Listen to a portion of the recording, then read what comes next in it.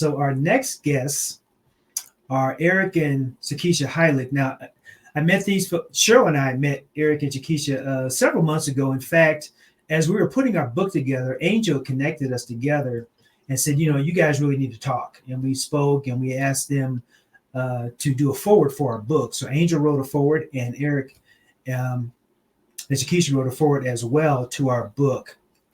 Now, they are best-selling authors, TV producers, and founders of Marriage Can Win. And you can find them at Marriage Can Win on any platform. They're on Facebook, they're on Twitter, they're on Instagram, they're everywhere.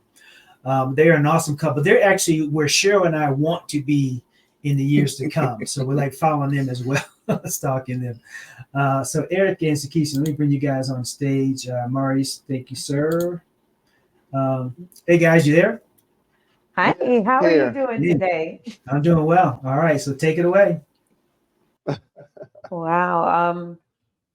Maurice and Angel have done such an amazing job. And I'm sitting here thinking, what exactly could we say? You go and you write down your point, but if it's okay, I'm just going to flow with what's in my heart. Right. And being that we're a couple, been together 30 years, married 25 years, we've been in business together. About 9 years. I mean, we started actually back in college, but that's a long story. But I started thinking about what tips could we share with couples that are business partners. And I kind of boiled it down in my mind in 3 things. And Eric, feel free to flow. Of course, of course. But just even if you're not married, if you're looking for a partner in business, I started thinking of 3 things. Number 1, you have to choose a partner. And I put some notes on who supports your dreams and actively collaborates with it. Because what happens when you don't feel supported? Right. Like Angel said, sometimes you start growing apart. You're drifting in your lane, your spouse is drifting in their lane, and the next thing you know, you're 2 strangers. We're recently empty nesters, so all of our kids are out of the house. So it's a process. But we have to be mindful that God entrusted us to raise our children for a season. They're always going to be our kids, but they may not always be in the house with us. The relationship that the 2 of us have together, both as husband and wife and as business partners, that has to have a solid foundation. So when I was choosing a mate, I didn't even think, about the business aspect, but God knew. Right. And the longer, in relationship together, I started seeing my strengths and his weaknesses and vice versa. And we complemented one another. So couples have to be mindful. Don't compete against one another. Complement one another. And that's kind of what will bring that balance. So when you're looking or thinking about a potential spouse or you're dating someone and you're thinking about marriage and then also business together, you got to find someone that complements or supports your vision, and you do the same for them.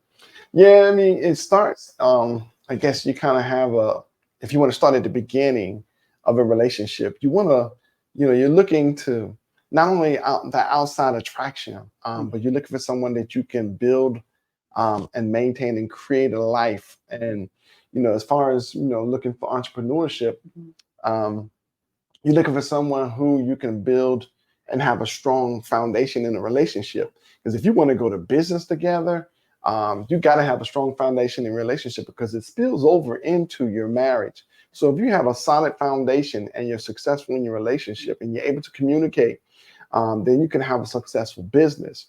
And of course, when you have a successful business, you're also looking at generational wealth. You're looking at long-term goals. And so, we have a television show called Becoming a Millionaire Power Couple. And that's the 3 things that we focus on is having that strong foundation in your marriage, which leads to successful and 10x business and also to create and maintain generational wealth. But you can't do that, like you said, if you're in competition with each other.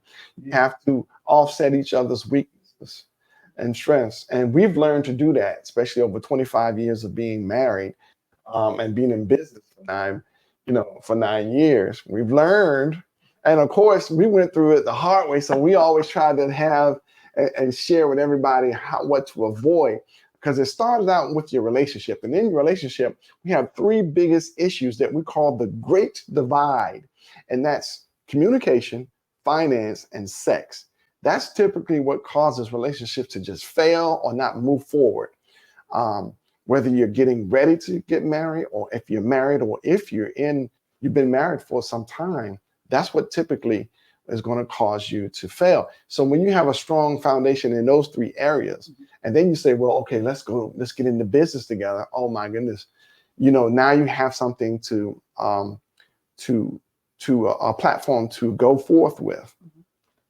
And it's so funny. I love that you said that, because that's Yes. kind of like a segue into the second point that I had, was in regards to creating boundaries between your married life and your business life, which was something, I'm going to tell the truth, raise my hand. I'm not the only one out there that struggled with that. Yeah. We were, as a married couple, you can often find yourself struggling to create those boundaries, because remember, one, like my husband said, one thing will impact the other. The attitude and the mentality that you bring into the marriage, that's going to spill over into your business. Exactly. When you're serving clients, we can't be like, giving each other side eyes and, elbowing each other to the table when you're trying to build a business. You're going to have to learn how to create boundaries so that your personal life, those lines aren't blurred, with your business life. How am I going to show up in excellence in my business if we're struggling in our marriage?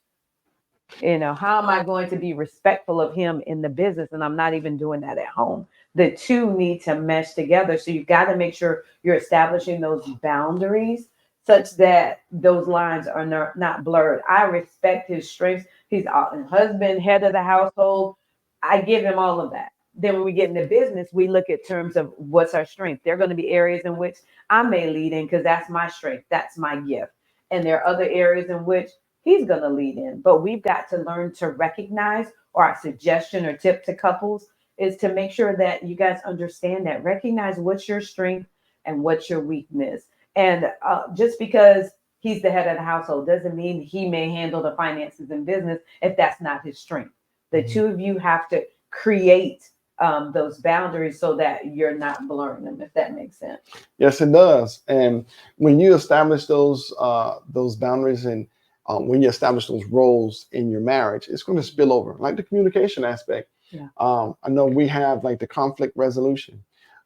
When you're having issues and you begin to bump heads, and then all of a sudden the emotions increase and then your intelligence decrease. Yeah. When you're starting to disagree and your voice goes up, you may be a bass and all of a sudden now you're trying to sing tenor. But then, you have to have that timeout. You got to call, I like pineapples. Pineapples is our safe word, so, okay, pineapples, go to your corners. It's almost like a, boxing ring.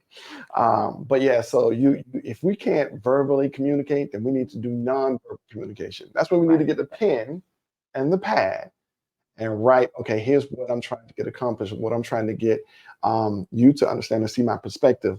And then we bring them together, and then we come up with some resolutions, one or two for each other. But that's one way of, nonverbal communication. And so you take that into the business aspect, when you're planning your day, when you're planning your goals, whether it's for the month or for the quarter, and for the year, you put those together. Of course, I may be auditory, and I like to always speak about things and visionary. Where my wife, hers is more administration and detail oriented. I can give you a big picture, but when it comes down to the details, I'm not going to try to be like, I know everything. I gotta defer to my wife, where she's more detail oriented and knows how to implement things much better. So when you also think about that in your marriage, then that's where it starts. When you're looking at your lifelong goals, when you're talking about marriage, when you're talking about buying homes, having kids, education for your kids, retirement, or if you want to do a lot of traveling, or if you want to start a business together, those are the things that you need to start right then. And now take that to the business level. When you're starting your business, okay, you want to know, okay, so by the first quarter, you want to have this established, you want to have the business established, you want to look for your location. By the second quarter, you got all your advertisement and market, just you put that plan together, and you operate in your strengths. And what my weaknesses are, she offsets with her strengths, and vice versa. So that's how you carry it over into the marriage, into the business. And third, to couples that are married or dating, and they're also business owners, is celebrate the small victories. So many times in a relationship, we're so focused on the final destination, but we forget to learn and enjoy the journey. There are things that we're learning along the way, processes, things that God wants us to learn along this journey. Because sometimes, we have an idea that entrepreneurship looks like going from A to Z, but it's actually A to B, Z, make a circle, come here, go up and down. So just make sure that you celebrate those small victories along the way to keep the two of you encouraged and moving forward. So that way you don't get discouraged and get off track. So just make sure that you celebrate your victories, that you create those boundaries, and just make sure that you communicate effectively. Oh, we can't hear Oh, you. thank you. There you Okay, go. got it. Sorry, I'm on now. Thank you guys so much. I appreciate you. When Cheryl and I first met and we went on our first date, and we talked for like 3 hours after it was a movie we went to, and after the movie we talked for 3 hours, and I found out that she was entrepreneurial and minded. Man, I was in heaven because I've been looking for that forever. Because to your point, I mean, you have to have that mix, especially if you want to go in that direction, right? You have to have that combination of having a home partner and a business partner, and having all that work together. So thank you so much, guys. I appreciate you. Oh, Thank you, and you're welcome. All Thank right. you. All right.